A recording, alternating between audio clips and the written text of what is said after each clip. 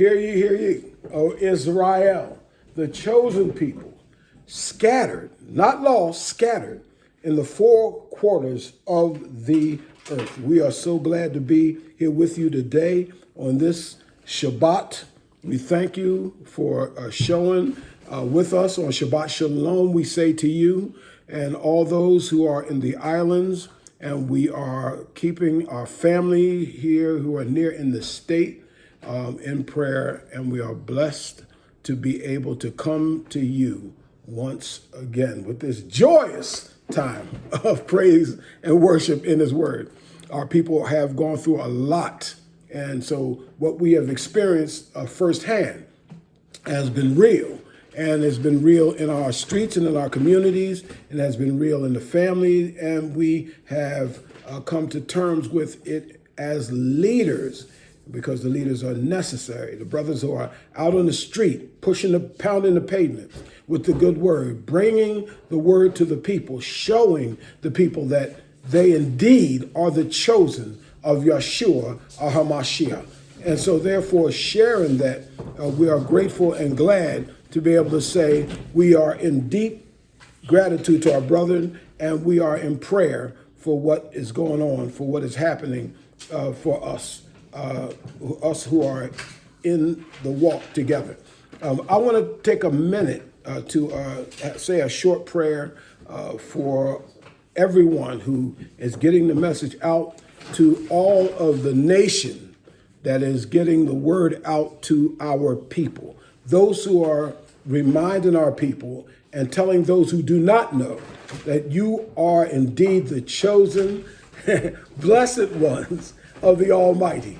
And we are glad to know that He handpicked us through Israel, Yeshriel, picked us through those 12 tribes, made us to be a party by flesh into this abundant fellowship, knowing who we are. And also, too, I want to make sure I keep in mind my brother and his son-in-law who in North Carolina are doing it as our brothers in other states, out pounding the pavement and getting the word out. That is the main thing to our people, letting them know where we are, who we are, and that indeed we are chosen, and that we all have not accepted the brainwashing of the U.S. that has kept us in bondage for so long. We are business people and have always been. And even though, as we see things, we're standing in the gap for those who are not able to pray for themselves. I'm going to say a prayer, the Our Father in the Talif Ha Adan, and want to pray that in Hebrew. I'm going to pray it in English, and I'm going to pray it in Hebrew. Our Father, who art in heaven, hallowed be thy name, thy kingdom come. Thy will be done in earth as it is in heaven. Give us this day our daily bread, and forgive us our trespasses. We forgive those who trespass against us. And lead us not into temptation, but deliver us from evil. For yours is the kingdom, power, and the glory, forever and ever. Amen. Now in Hebrew, Avinu Saba Shemayim, Yet Kadesh Shimka, Tavu Malkutka, Ye Retzonika, Baret Keshar Neshava Shemayim, Tenalu Hayam Lachim Chekanu, Yuslek Lenuet, Ashmilana, Kashara Solokamanaknu La Eshar Ashmila, Ashmulanu, Vilter Vanu, Lide Masha, Hakim Hatzel Lenu, Minhara, glory be to Yah, Abba Chaim Lak Amak Lak Vihagora Viteferet, Lolmin Olamin Hamin. We are grateful and glad. We thank the Lord for His prayer in Hebrew and Hebrew Aramaic. We want to look today. I want to kind of look at the golden seed, or the golden love, the kingdom seed, the golden love of the kingdom seed. That is the kingdom in which we have been blessed to be an active part of and to be family. That's wonderful. I mean, I am family. I am Yaqub's family. I'm Israel's family. I'm flesh and blood. You are flesh and blood. And the scripture says bone of his bone and flesh of his flesh. Isn't that wonderful? I mean, that's wonderful. You know, you think about it. I am bone of his bone and flesh of his flesh. Isn't that wonderful? And so we want to be mindful of where we are and how he's taken us as his dearly beloved. You, beloved, he is not forgetful of all your good works that you bestowed upon each and every one of us, and your benevolence towards us, and how you freely give of yourself and your time to us, and to share the good things that Yahuwah has given to you. And you have helped the body. You work with us, your people, O Israel, and you are mindful that whenever there's a space that needs to be filled, you are there as an active part of going on with our people. And we say, Shabbat Shalom. Now, with the title, Gold, Love, Kingdom, Seed, we want to look at the seed from the very inception, and that is in Genesis chapter 3. But I'm not going to go straight to the passage, because I want to deal with one or two other things before we get there. We want to look at the seed that when the Lord told Adam in the garden, he said, the woman's seed will crush the head of the enemy seed, and yet the enemy will bruise the heel of the righteous seed, that is of Yeshua, Hamashiach. Yes, the enemy will have the ability to put a dent somewhere there in the heel. And yet we are the authority, because Yeshua will be the victor, conqueror over the adversarial seed. Now, sometimes, it may seem that there is a struggle of some sort, and there's a tug of war going on inside. And in the midst of that tug of war, many of us panic, like if something is on edge or at some level due, and we don't seem to be equipped at that moment to fulfill that. And we have an anxiety and a nervousness, and we're moving about as if, we don't want the next minute to take place. And yet, what Yahweh has given us is that abundant love, that abundance on the inside through the Ruach HaKodesh, to know that he indeed is the one that is leading and guiding his people into all truth. And he's given us his commandments. Now, in the presence of his commandments, he told us that they are not grievous through the Yahweh, and that is Christ, the anointed. His commandments are not grievous. They're wonderful commandments, because we are able to follow the simplicity of the commands that he has placed before us. So in the midst of troubles, trials, tribulations, suffering, some of the things our brothers and sisters are going through with the authorities out in the streets, in these society in which we live in, and some of the things that our brothers and sisters are dealing with personally or intimately in relationships, such as marriages and families and those things that they struggle with. The Yeshua is there with us. The Yahweh is there for his people. He is there, in full force. That is, every living, leading angel is there. Michael is the lead over Israel, and that's Michael. And there are 11 others because of the kingdom. So the scriptures talk about the kingdom and the gate. And so the 12 gates, and each gate has an angel around those 12 gates. And inside the millennial kingdom, the New Jerusalem, there are 12 types of stones. There are 12 types of stones. And with the 12 types of stones, there are also 12 fruits that a tree is going to yield every year. You're going to have fresh fruit each month, every year. That's amazing.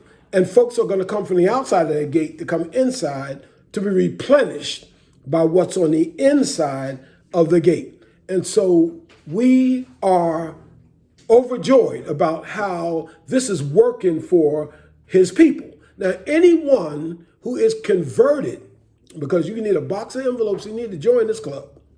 if you're not Israel, if you're not birthed in the fellowship. And those who are inside must be born into the fellowship as well. Yeah, or we all can get this. So you must be birthed anew in order to receive the full benefits. You need a new birthing, a new touch from the Ruach. You see, something different than obeying laws and rules and regulations, but an intimacy and an intimate embrace, knowing that he indeed is the one who made you and created you and loved you and embraced you. And he promised in his word, he said, I will never leave you, nor will I ever forsake you. So that is a promise. They in the religious churches, they pray the prayers, Lord, don't leave me. I think a group, I'm not going to call their name, but they say, whatever you do, Lord, don't take your joy from me. See, that's not in the word. That is not a word, because he says about joy, he says, my joy I give to you. He said, now it's your joy, and that joy will remain. The joy I give you, that joy will remain. So that's precious, permanent, and prominent joy. I want to take a minute. I want to ask one of our readers to look at Genesis chapter 1. And we're going to look at, I'm going to break down a few things in Genesis chapter 1 as we look at the gold, love, kingdom seed. Now, inside the New Jerusalem, with the 12 gates, there are 12 walls. And there's something 12 walls. Inside those 12 walls, there are 12 paved sheets of gold inside the walls. 12 fruits from one tree. 12 fruits, according to Revelation, from one tree. And that tree spans straight across a wide street where all those who come in can travel through that particular tree. Now, the street has 12 foundations. See, like I did, that street has 12 foundations. See? And inside those 12 foundations, each foundation is made of gold. Each foundation is made of gold. Now, the Hebrew word for gold is zahav. The Hebrew word for gold is zahav. Okay. Now, I like before we get in there, zahav for shamayim, sahav. That is love and gold. Okay. Adon is the kingdom. Okay. And seed, the gift is the seed. When you get fruit should have seed in it. Fruit should have seed in it. If it does not, then that fruit should be in the rainbow parade. If it does not have seed, because that is not a fruit that was made. That is a genetic engineered AI piece of fruit. And if that fruit is male, we would know. How would we know it doesn't have a seed? If that fruit is female, well, we could speculate that it is. Well, or you could say if that fruit is male, it has a broken wrist. And if it's female, it probably has testosterone muscles. But that seed tells you what that fruit is. Why? Because he said every fruit bearing has a seed. That's what he said. So if I'm getting fruit and it has no seed in that fruit, as a offspring, a Hebrew offspring, I shouldn't eat it. Because you know why? Somebody made it, but he didn't. And in Isaiah chapter 66, there's a passage. I want somebody to look it up, where it talks about what to eat. The same ones who went into the temple and what they did inside the temple during the time of the Maccabees. The Hasmoneans, or the Maccabees. And the line of the Hasmoneans are the same ones in that line who was Herod's marriage line. They were all in the same thing, okay? So his abundant love towards his people was one of preservation.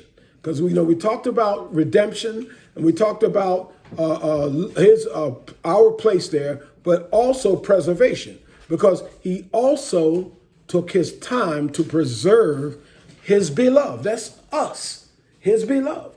That's us. So that's you, O Israel. He took his time to preserve his beloved.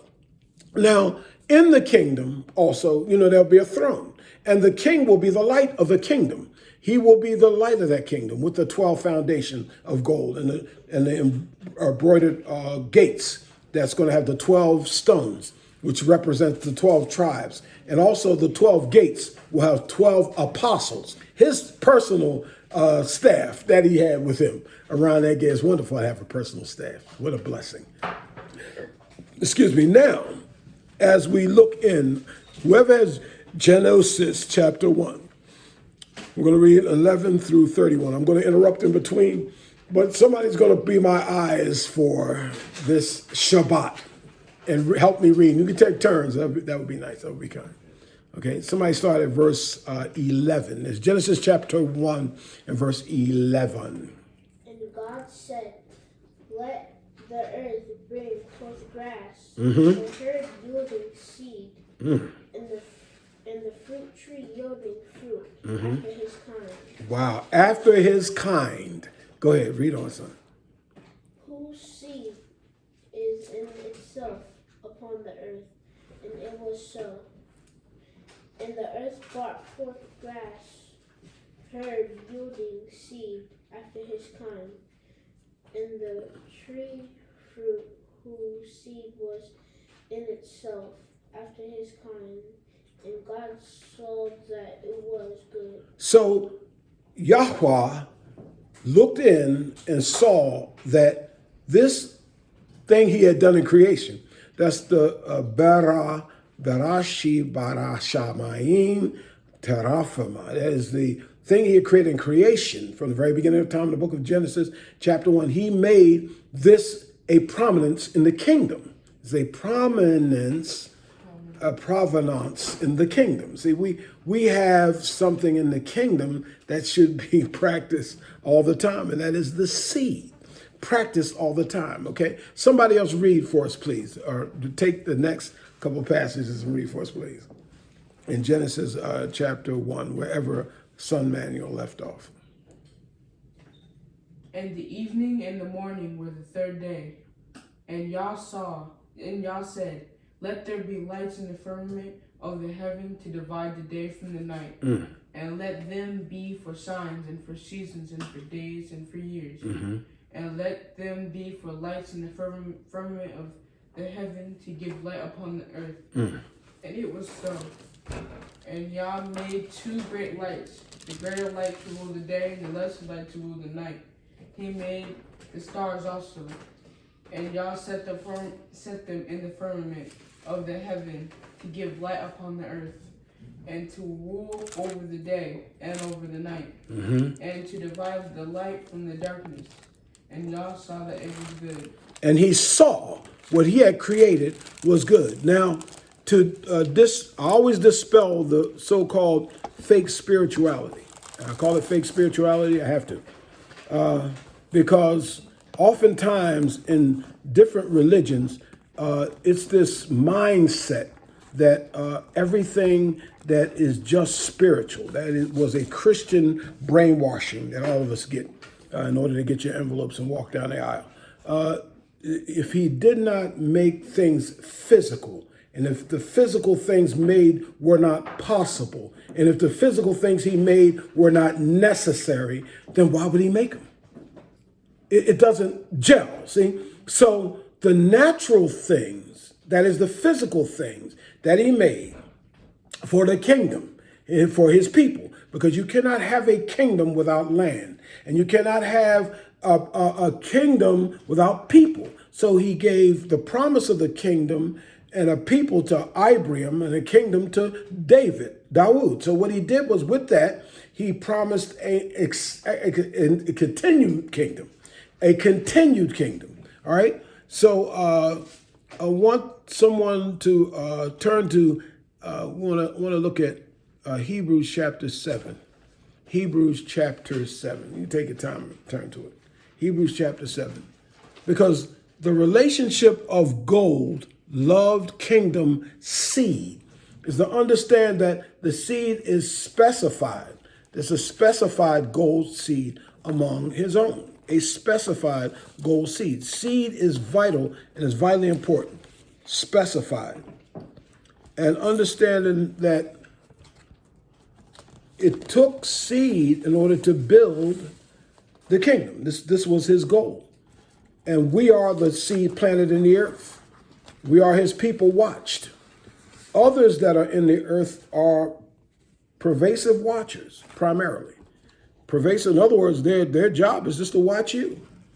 So you can trip over your feet 1,000,000 times. They're still watching. You can make a mistake 9 times. You can get arrested 9 times. Your family members, they can take them out in the street. Notice I said take them out because I'm trying to be, censured worthy. and all these things. But they're still going to watch. This is their goal, is to keep their eye on the primary person chosen and called. Because they don't have anything, never did. And since they need all new things to come from you, I don't care how much glory you give to Elon Musk. He, just like the Macedonian Greeks, they took it, the Romans took it from Egypt, they took it from Northern Africa, and they learned the sciences of things. And all things, I don't care if you're talking about Nikola Tesla, it doesn't matter if you're talking about Edison, they all had somebody that they were able to extrapolate the knowledge and information that they got from those places to present. And what has happened in society is, from the late 18th century to the early 19th century, is they began to glorify those individuals who, of course, were deemed inventors. But they'll never tell you about our people, those inventors, and where those things came from, okay? So now, as we talked about seed, I want to get back. As we talked about seed, now what was the next passage I said? Okay. As we talked about seed, the relationship of seed is very important, because I want you to see something quickly. When you speak about seed, S-E-E-D, in the Hebrew sense of the word seed, you speak directly to the very nature of creation, the very nature of creation. When you say seed, you're speaking about produce. You're talking about produce, okay? You're talking about seed. We're talking about produce. What can produce? Now, in terms of what can produce, I want you to see this. This seed right here can produce. Are we good on this, producer? Are we good on this? Okay. This seed, are we good? Okay. Oh, it's blurred? No, it's clear. Okay, thank you, sir. Okay, all right. This seed will always produce this seed. When we talk about golden, loved kingdom seed, this seed can always produce this seed. Remember that. That seed can always produce that seed. Now, yet that seed can, in 1,000,000 years, in 4 billion light years, that's travel time, and any way you measure, will never be able, by any means or circumstance, be able to produce this seed. Never. That seed, the last one, will never be able to produce this seed. Now, it's interesting, because this seed, right here, as my grandmother used to say, this seed right here, that seed right here, this seed right here, will always, or we'll say can produce. This seed can produce. Are y'all with me here? Yes. That seed can produce. This. That seed can produce that. But this seed will never have the ability, ever, to be able to produce that. That's amazing, isn't it?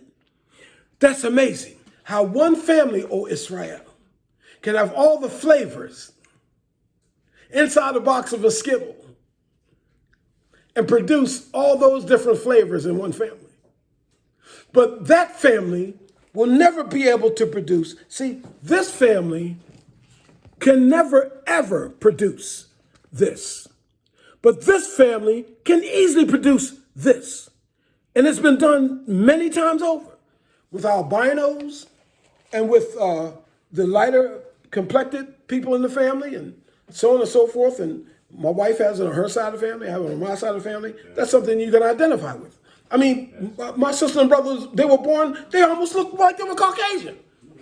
And when people saw us together, they said, Oh my God, that's your brother. And I would never tell them that's my brother or that's my sister. They would say, y'all look just alike. And I know why they were fascinated. And my sisters and brothers knew why they were fascinated. And they said, y'all look just alike. From the same seed. So that seed can produce that lighter seed.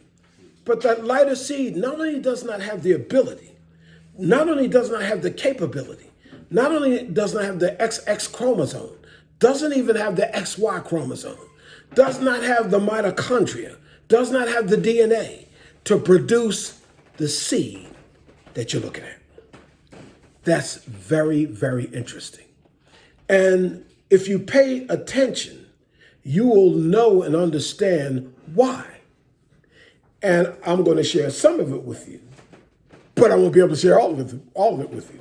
Now, that, of course, if you look back on some of the other episodes that Zillionaire TV has, you'll find that we talked briefly about some of that situation and why it is the way that it is. But the seed helps develop the kingdom. The seed is the production of the kingdom. The seed is the voice of the kingdom that produces to the world who the creator is. See, with some clarity. Now, if you're in Hebrews 7, I'd like for someone to start reading at verse 5. Hebrews chapter 7. Start reading at 5. And verily, that they are of the sons of Levi, who received the office of the priesthood, have a commandment to take these Yes. of these people according to the law, that is of their brethren, though they come out of the lines of Abraham. But he whose descent is not counted from them received tithes of of Abraham, and blessed him that had the promises. You pay tithes, you should know. You got the victory. Get asked this hand. So you see, the point here is this. Understand that the leadership, according to Malachi chapter 3, is the seed of the priest. The leadership is the seed of the priest. The priests are the Levites.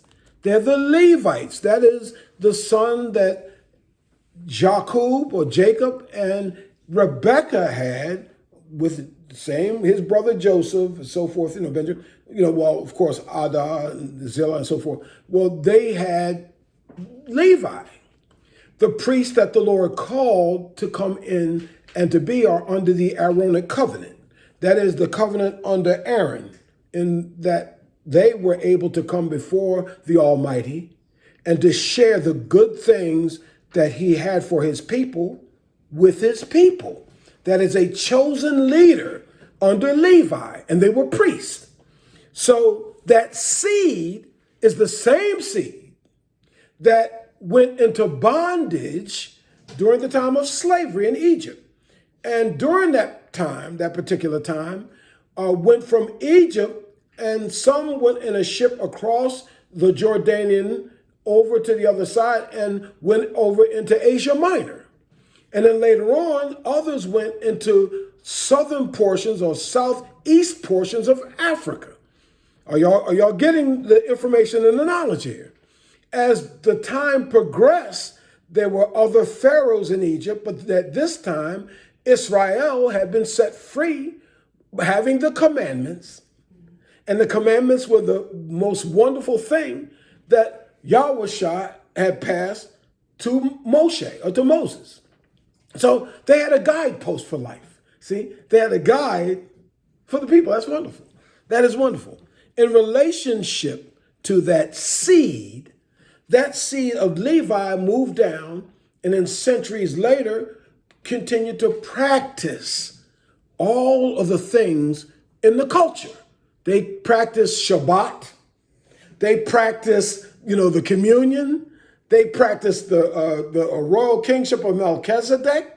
They practiced maintaining the Sabbath moons. They maintained the Sabbath holidays until a scholar from one of the major universities went to Africa to find his ancestral graves. And this has been recent. I'm talking about in the early 2000s, our time here. And when they got there, they didn't find any.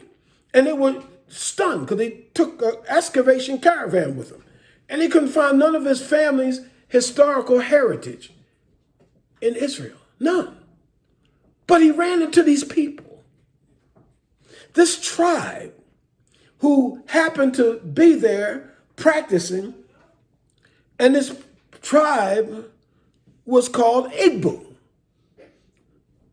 This Igbo tribe, they did not look like the Kemet, the dark black Kemet, but they were like every flavor, like in a box of Skittles. And I use that as an example. And this particular tribe practiced all of the things that the Lord had told without a script or a book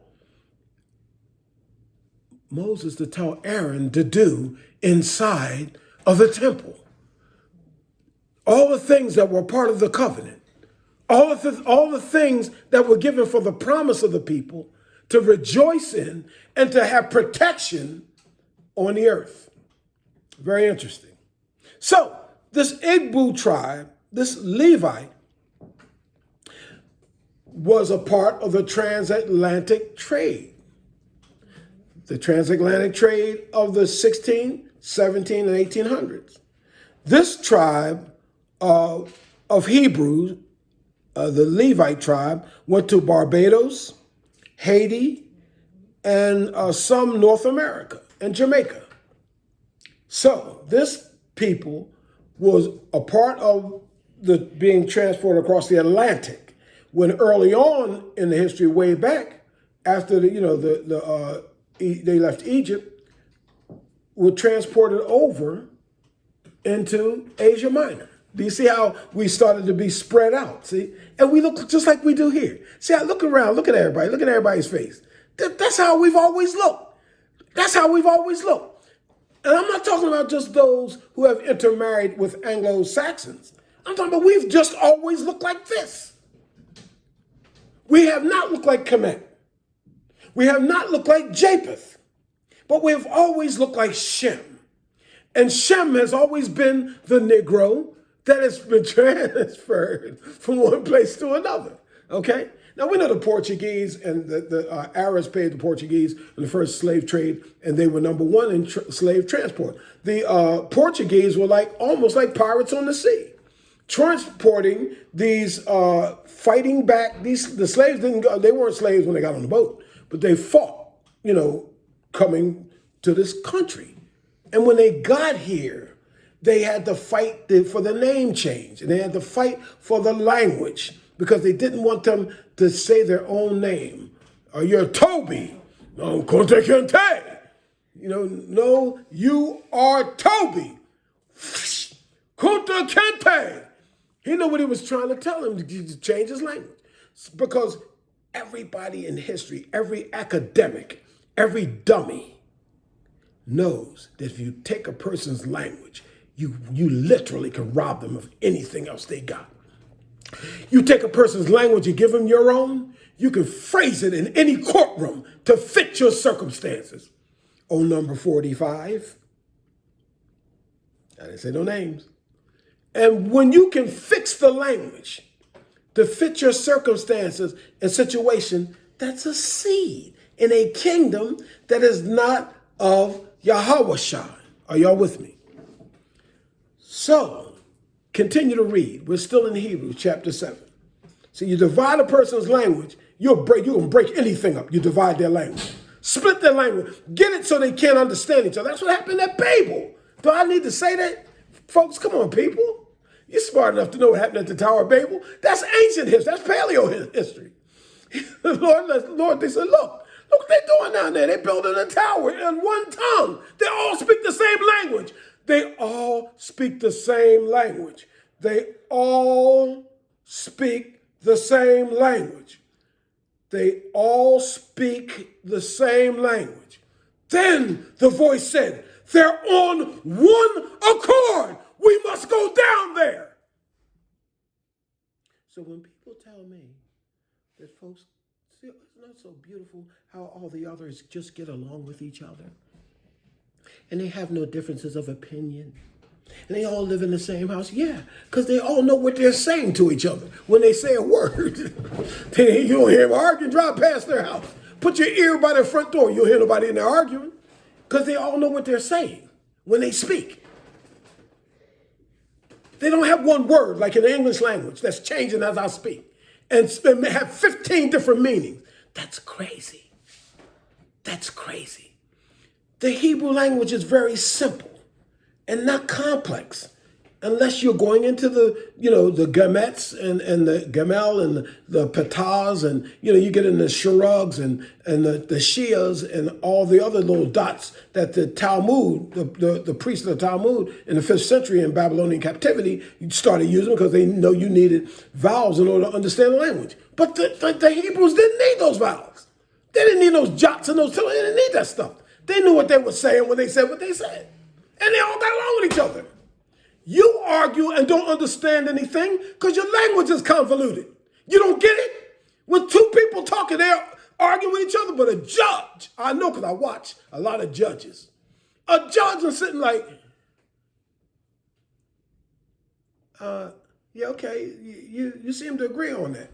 And the two people who are arguing do like this. They look at each other like, we're agreeing? Yeah. Dummy, because you're saying the same thing with different meanings in a convoluted language. That is a seed. Say it in your strongest voice with me, real low, as strong as you can say it. Say, that is a seed, a seed. So with a seed planted, you can keep confusion going constantly in any culture that is not their language. That is a kingdom of destruction. That is a kingdom of destruction, okay? Now, I want you to finish reading in Hebrews chapter 7. In Hebrews chapter 7. And blessed him that had the promises. Uh-huh. And without all contradiction, Uh-huh. the less is blessed of the better. Without all contradiction, that's the Hebrew. No contradiction in that language. That's Hebrew. Because Melchizedek was the priest who blessed Abraham. He blessed Abraham. He put his hand on Abraham's head and said, blessed be Abraham. The son of the other Most High. He blessed Abraham. And Abraham said, no, I bless you. And gave him a tenth. He gave him a tithe of what he had. Melchizedek, as obeying the commandment, because Abraham had a commandment that he stood by. The scriptures say he obeyed the commandment.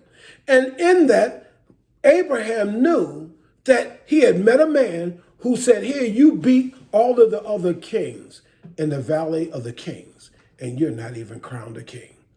And guess what Melchizedek did? He started a new kingdom with Abraham. He took bread and he took wine, and he broke the bread, and they drank wine. And what were they having? Communion. It was communion. They were having communion. Isn't that something? Abraham. Now, I want to show you what a seed is. Since that time, that particular time, this is what a seed does. We know we had the Yeshua HaMashiach come. I want you to, I believe it's John chapter 6. In John chapter 6, and somewhere around verse 40, I want to show you where a seed, because we're going to come back to that, show you what a seed does and why it's important that a seed that can produce every kind is a powerful seed. And a seed that cannot produce every other kind, you ought to take note. You ought to take note. A positive, B positive, O positive, OB positive, AB positive, BB positive, CCE, and everybody else. Doesn't matter. Haplotype, R2 negative, HR positive, HR negative, positive. It doesn't matter. You can't do what one culture can do with every culture on planet Earth, and that is produce a seed after your own kind. Are y'all listening to this? But they can't do that. It is not in them to do that. If they mingle their seed with your seed, you are going to come out every time.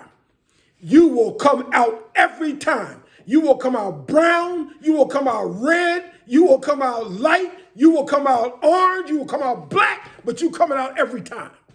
Every time. Are y'all understanding that? In the kingdom. See, so we're talking about the kingdom. All right, go ahead. Somebody read that for us, please.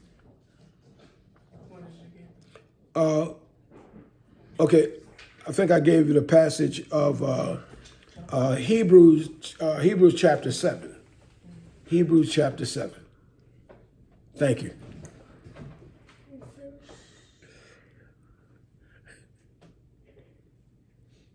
He started verse 5.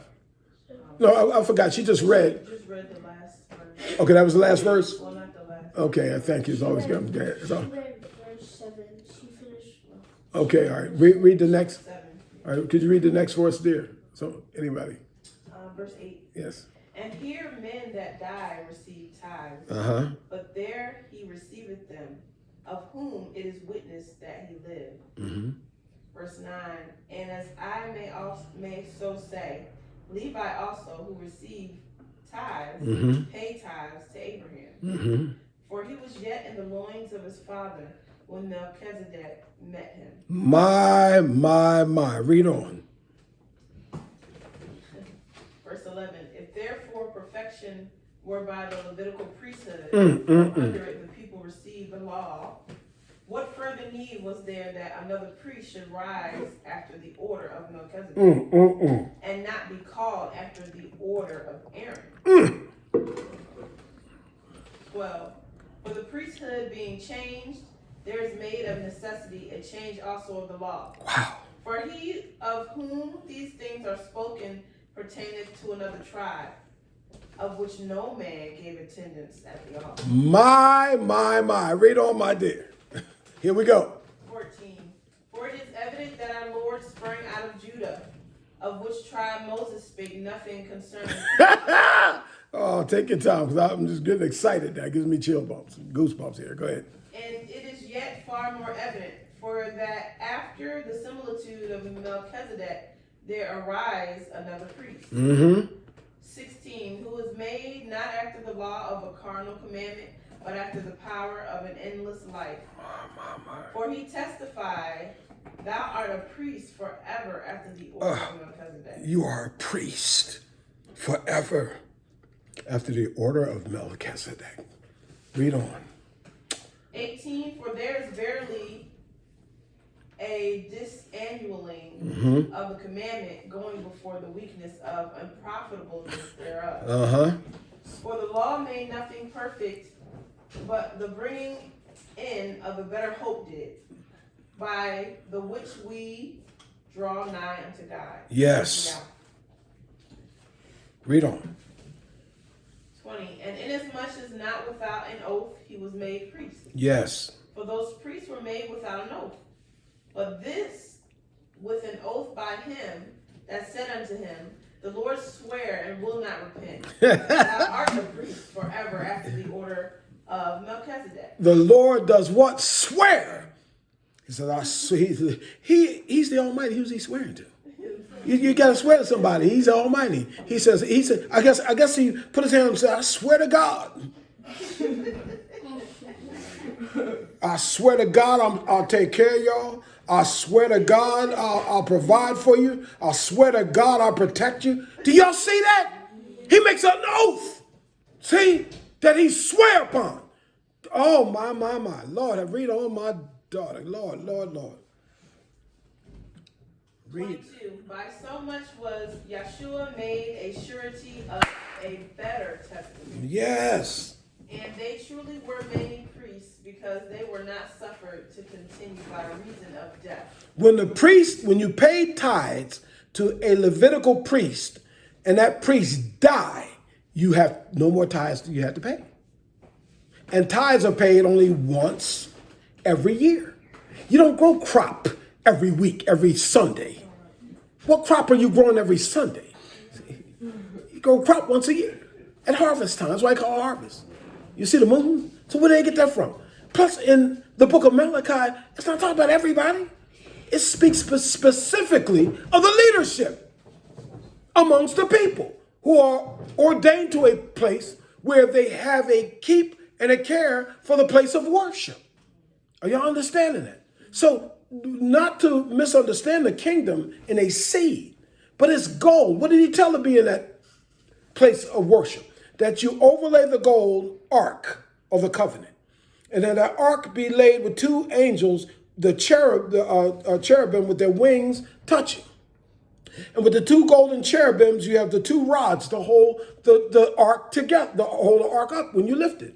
And inside that table of shewbread, and you got the bread inside there, and then you also have inside the ark of the covenant Aaron's rod. That's why I always like to get my rod, but Aaron's rod that buds. The buds of the rod were a type of fringe that he told Moses when he went in the temple and saw all the rod budding. That when you see these buds, that your people, the fringes of their hair, so they must have been a certain culture of people if they had hair that could fringe. Isn't that interesting? You see the fringe, wear these fringes with a blue ribbon as a reminder that you are kept in a covenant. He didn't mean wear it every day, all day long, day and night, because they wore their clothes every day for 40 years. Remember, they were in the wilderness for 40 years. This was in the wilderness. Unless I'm going around the mountain for 40, we'll be coming around the mountain. You know what I mean? You know, okay. But since you understand. Y'all getting it? So it makes every bit of sense.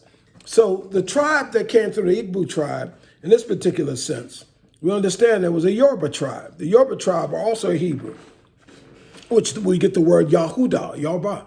It comes from the word, that particular word. These are Jews, all Jews, okay?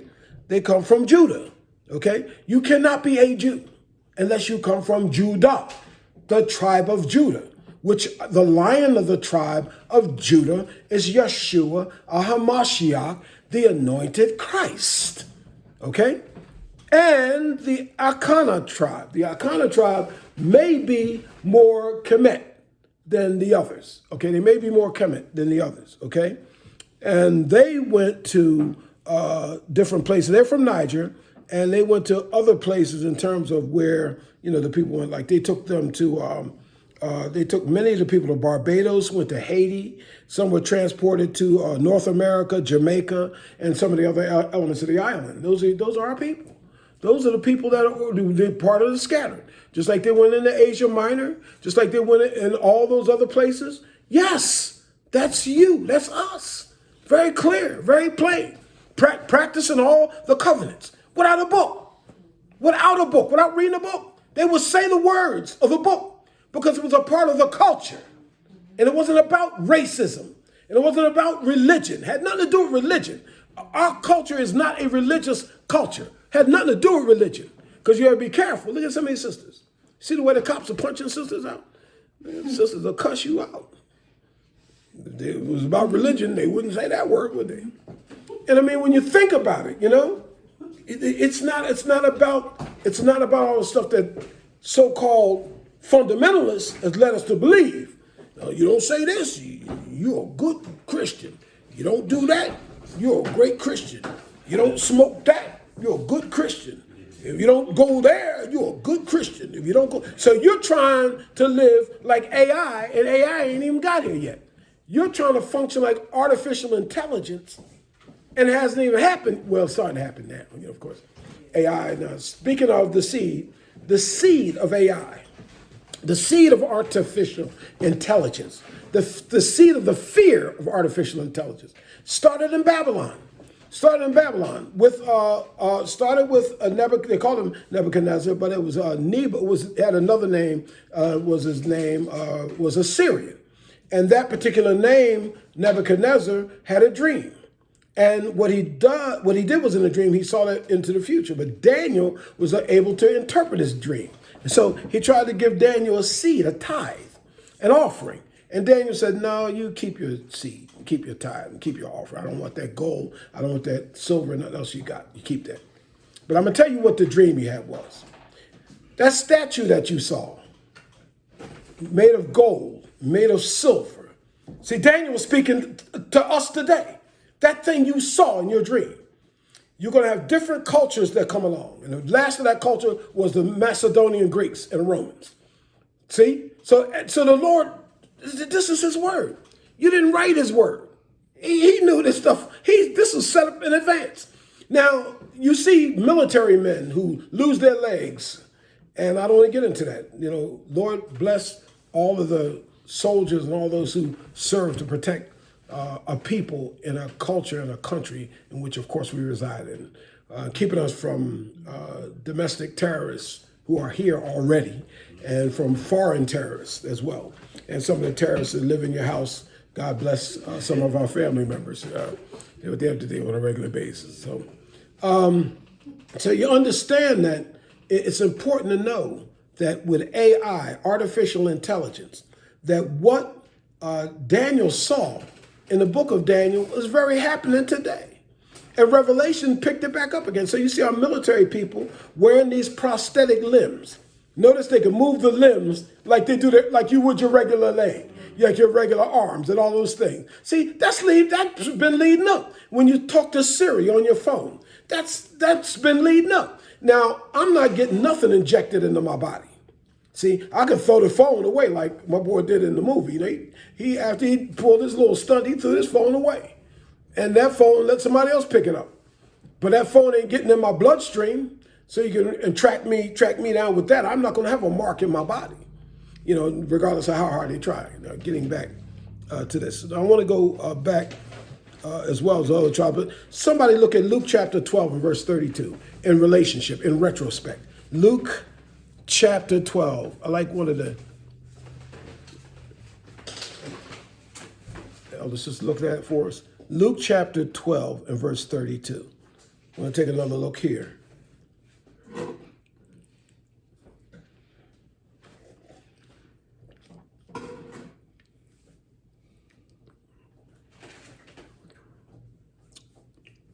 You can read anytime. Unless you just like looking at me. I hope not. Luke chapter 12 and verse 32. Fear not, little flock. For it is your Father's good pleasure to give you the kingdom. Don't be afraid. It is your Father's good pleasure to give you the kingdom. Okay, read on, my dear. Sell that ye have and give alms. Provide yourself bags with which wax not old. Mama. A treasure in the heavens that faileth not, where no thief approach, neither moth corrupts. Okay, so the word zakab or zahab, the word zahab, when I say ava, sahab, shamay, that is the gold from heaven. The zahab is a mysterious word in the Hebrew culture. Now, I want to take a second, I do this from time to time. I want to do this before I close, because I want to show this to you, okay? Now, the word zahab, okay, is the Hebrew word for gold. Zahab. I'm going to write it so you don't get scared. What did he write? Z-A-H-A-V.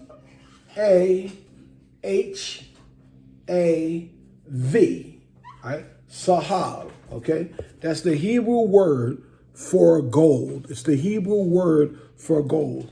The Hebrew language, a dialect for that, would be Zion, as the Hebrew letter is Zion.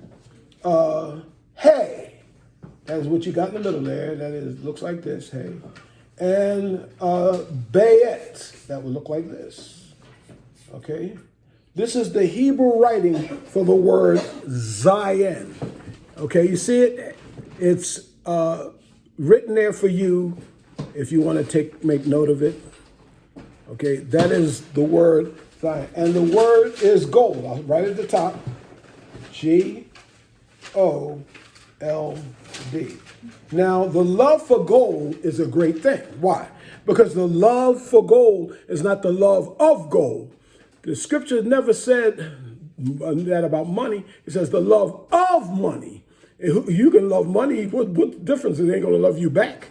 So the love of is not the love. It's like if you are of something, that don't mean you are something. See? That don't mean you are. See? So the love of ahava, ahava, Love Zion. Ahavazahav. Ahavazahav means the love of gold. Okay? It's the love of gold. He tells us in his word. He tells us right here in his word. Now, this right here, Zion is spelled Z-Y-I-N. It represents the number 7. Z-Y-I-N. Or I'm spelling that wrong. Okay? Zion, it represents the number 7. I'll put the number 7 down here underneath. It looks like 7 anyhow. Okay? I'm going to bring it close. And then the next one, Hey, is 5. Okay? 5. Hey is a man jumping up and down. Okay? He's jumping up and down. I'm going to draw the man. Little bubble here guy. It looks like, look a little bit. I didn't say your name. Okay? The man jumping up and down. Okay? And the next one, the Bayet. The Bayet represents the number 2. I'm going to put that down there. Now, right here, this the number. That is the number itself. That is the number itself. That is the number itself for gold. That is the Hebrew number for gold. You see it? And I want you to remember this, and I'm going to tell you why. This doesn't have any gemets. It doesn't have any segals. Segals are dots. Gemets are T. Those are extenuate or makes the writing part of the language, I hate to use this word, extemporaneous. In other words, it stretches the language out, like with vowels, in which you don't need them. Okay, all right? That's the layman's term, okay? Now, the next one, Bayet, has resh on the inside of it. Why does Bayet have resh in there? Because there's a man in the house of gold to take care of you. That's the last one. There's a man in the Shamayim. There's a man in the Shema who's there taking care of you. There is a man in the house taking care of you in the Hebrew language. Are y'all getting this? In the Hebrew language, which represents the kingdom. It represents the kingdom. It's Zion, Ahava, Adon, say the seed. Zion, Ahava, Adon, say. Zai, what? What is it? Za, Ahava, Ahava, Zahava. Loving the golden man in the house. Loving the golden man in the house. Now, this is a mysterious word because there's a cherizin. The word cherizin means taking that which is good and making something wicked out of it. Cherizin. That's what the people did in the wilderness when the Lord delivered them. He said, now you're free. And they were in the wilderness. I'm going to say this quickly. And while they were in the wilderness, what they did was they took off their earrings and they took off all the gold that was given to them by the people in Egypt to get them out of Egypt. You know, remember Pharaoh gave all the stuff to the Israelites to get out, just go. We're tired of these 10 plagues that driven us nuts and we're going berserk here. So they left. So what they did was they went in the wilderness and took all that treasure and put it on top of a burning fire. And who helped them burn it? The high priest Levite to an idol god. It was Aaron, Moses' big brother, helped them to burn it and melt it down. And once he burnt it and melted down, what he did with it was he made a golden calf. Now, you know the golden calf is a representative of the Aleph. The Aleph is the number 1 for the Almighty in our culture. The Aleph is number 1. How's it taste? It's the number 1 in our culture. All right, it's the Aleph. Okay, so the golden calf that they melted down and they began to worship, when Moses came down off the mountain, he saw it. And he saw why the Lord said, I'm going to destroy them, which they wound up getting destroyed anyhow. The Lord repented. He told Moses, okay, Moses said, you can't do this thing to the people. These are golden people. These are kingdom people. You can't do this. These are the people of the seed. You can't do this. And the Lord said, okay, Moses, I repent. I won't do this. And then when Moses got them tablets, he was probably walking like this. He's probably going like that. Yeah, baby, I got the tab. But when he looked off that mountain and saw all those nude people running around and all kind of things was happening on top of that calf, He took those tablets and lifted up and smashed them against the mountain until they shattered. And the Lord probably said, see, now you know what I was talking about, don't you? But I mean, what happened with these people anyhow? The Lord gave them an opportunity. Here we go with the Sahad, the Allah Sahad Shamaim. We're understanding the Levite. Here he was. Here they were. Moses said, okay, Levites, stand over here. And all the Levites went over to Moses' side. They were a bunch of young kids, teenagers. They went and stood by his side. Moses said, stand over. Those Levites stood by Moses. But all the old heads, Moses said, now who's on the Lord's side? And what did the people say? The Lord's side, you took us out of Egypt. Look what we had. We had 3 square meals a day inside that cell. And look what you did. You took us out of our prison and we wasn't bothering you. And you got us out of here. We ain't going on the Lord's side. Moses said, again, who's on the Lord's side? And them Levites, them young kids was glad to be over there by Moses. Because they saw hope and promise and truth and strength. They were glad what they saw. They're not dumb. They see that there's a future. And Joshua was standing right beside him. Yeshua. Right beside him. So they wouldn't go. And guess what happened? All of a sudden, this rumbling they heard from the center of the earth. Nobody knew where it was coming from. And then the ground opened up just like this. And everybody there they couldn't stop it. Everybody went down. All their parents and grandparents and all those people. Them kids stood and watched their family go into the earth. And something happened that has never happened in earthquake history. That earth closed right back up again. You know what I'm saying? You ain't getting nothing out of here. Close it right back up. That has never happened in earthquake history. Where the earth opened up and closed back up again. Are y'all listening? So when he gives us commandments, his commandments are not grievous. We run out of time, and I don't want to get into the other portion of this, but maybe we'll another time. But I want to thank everyone for this. I want to thank Zena once again. Much love and peace to that brother. I'll tell you, he's faithful and consistent. And also I want to thank you, my beautiful wife, and all these beloved offspring here, and the abundance of brothers and sisters, you who are checking in with us, and you are looking at this message, and the Lord has given you something, and you've received something mighty by the faith that you have. And for those of you who are Israel, know that you are chosen. He called you. He loves you. He's keeping you right now. He's your preserver. He's your protector. He's your provider. He has given us his word and has made it very clear of where we are in him. So all our brothers who are out there pounding the pavement, every week telling the people who they are, getting us away from this. The Lord said, come out from away from her. Get from away from this idle American USA thing, whatever it is. And this thing that's building an AI, and would everybody be afraid of it? Don't be afraid of this mess that they're making, because they're cowards and they're empty and they're spineless against the chosen people of Yah. I want to thank you for coming. I want to thank everyone for being here today. And I want to say, finally, Shema Yisrael, Yahuwah Elohei, Yahuwah Eyal. Sing! Shema Yisrael.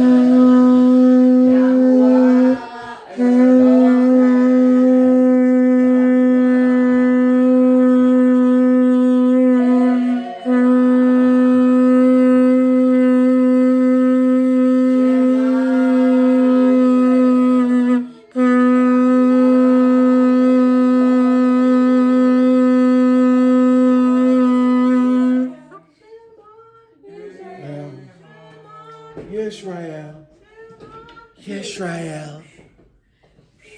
I felt a little bit like Jim Carrey there for a second. Thank you. So what a blessing. My son, bone of my bone. I'm still freaked out over you knowing what I was going to say. Like, wow. As soon as you said it, I'm like, yeah, you stopped me. I'm like, no. I said in my mind, ain't no way. I said, there's no way. As soon as you said it, I went back there. It's crazy. That gave me chills, man. That gave me chills, huh? Go take a nap. Take that okay. Go take a nap. Never happened in earthquake history. The earth opened and closed like that. That was funny. Ain't that scary? Yeah. The earth opened up And closed. and closed. That never happened in earthquake history.